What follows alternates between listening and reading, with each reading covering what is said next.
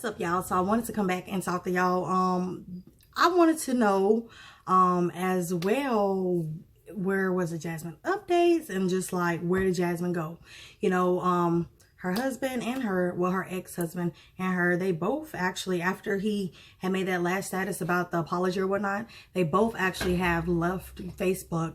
Not a peep from them. You know, usually some days go by in there, somebody's posting. Not a peek from them, not a peek from her lawyer, not a peek about any sort of information. The only updated information was that I did see where her friend Amore actually came out, which you all can go to her channel and subscribe and all that, like, subscribe and comment. And just, you know, just check her video out. She's doing like a get ready with me where, you know, that's just like for those who are not really on YouTube, like where you get ready and you talk and you just, you know, about whatever you want to. So she's made a video, she's made an updated video about Jasmine, and she was just like that Jasmine was doing good.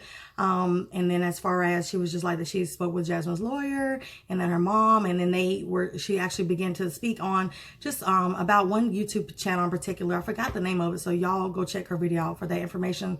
But she was talking about how that one YouTube channel were just putting out old videos or whatever, which a lot of the information, which led to a lot of information being like put in the case, but it was used as false information. But she speaks on that, and she begins to speak on just how one of the YouTubers is like been dragging her and just really trolling her and all type of crazy stuff, and saying that she got paid $2,000 off her Jasmine video, which even in the video Amore was like, you know, as soon like YouTube denied paying for the video, whatever. And I can say firsthand just to agree with Amore, but at the same time, still at the end of the day, you know, I'm not saying who, what, you know what I'm saying? I'm just straight line. At the end of the day, I can agree with Amore there. All the videos about Jasmine, literally every single one, like I told y'all in a previous video, nobody's getting paid off these videos. And if they are, they must have found some magical loophole to do so, unless, you know, they're getting paid other ways. But outside of that, literally for YouTube Jasmine videos, they are being not only denied pay, but it does either whether your video is getting put down, or it's going to say age restricted, which means, you know, you have to be a certain age to look at the video. But other than that, a lot of the videos are saying not suitable for viewers and things of that sort. So I can attest to Jasmine's friend Amore saying like, hey, you know, like, I ain't made $2,000, like, which, you know, that's true. YouTube always does that, even like with the Kanika thing. Like a lot of people that were insinuating that people were getting paid from Kanika's situation, a lot of those videos also, whether you were like us over here and received strikes, but a lot of people just was, you know, whatever. But so she begins to say like, you know, really I just wanted to have a conversation with you all because as you all know, I was borderline with a lot of stuff. Still going to be borderline with a lot of stuff, just honestly speaking. That isn't to be disrespectful to any side.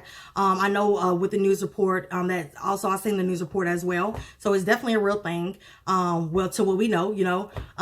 But I seen the news report where the other victim came forward and was like, you know, this same sort of thing happened to me. She has like a hoodie on or whatnot.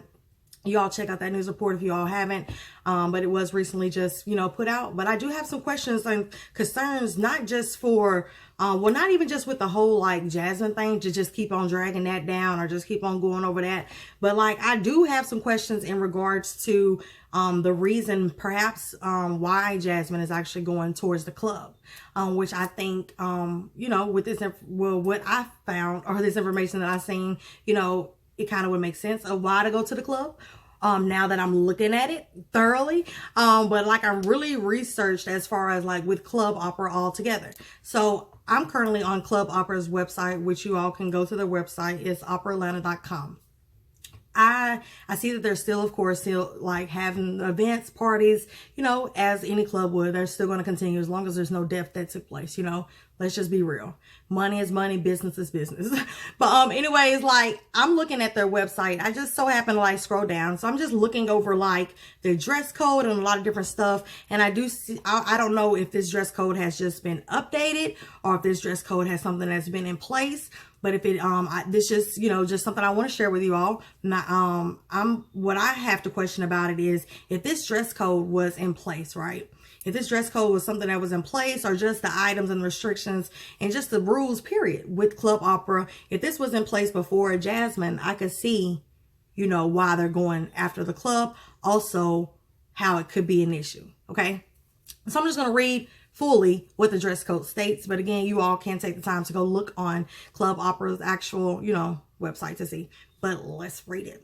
It says the following articles are prohibited: athletic gear and apparel, t-shirts, shorts, torn or cut off clothing, men's sandals, hats, baggy clothing, chains, offensive prints on clothing, weapons, controlled substances, eye drops, gum, outside food or beverages, liquids, vitamins, supplements, over-the-counter medications, prescription medication without a valid prescription, cameras, GoPros, smart glasses, wearable technology, selfie sticks, the use of vapors or vapes.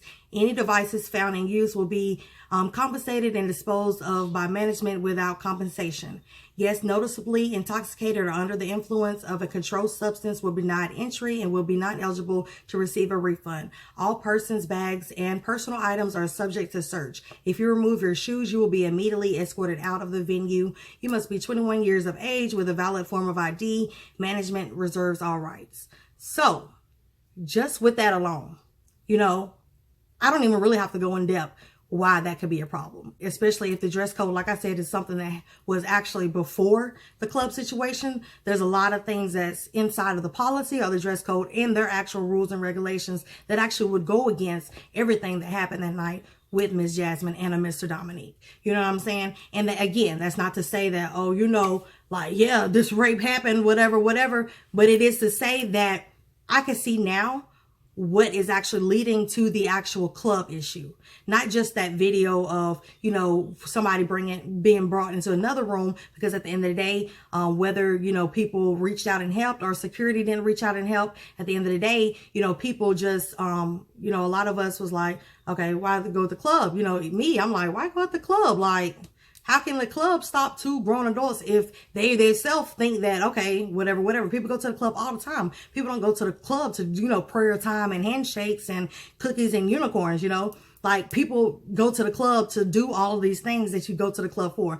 No, you don't go to the club to get raped. No, you don't go to the club to get drugged. None of that. But I'm saying, like, you go to the club to have a good time, ultimately, to get drunk, to have fun, and really to, or to, make somebody mad, or walk past a dude, or get a number, get a one-night stand. Maybe you feel like you can meet Mr. Right in the club. I don't know. Do your thing, girl. But at the end of the day, like, I do have some questions in regards to, like, the dress code. I would love to know, as far as with Club Opera, was this dress code right here, was it actually something beforehand, or is it something that they updated after the Jasmine situation? So if you are in the Atlanta area and y'all know, let me know, and let me know in the comments what y'all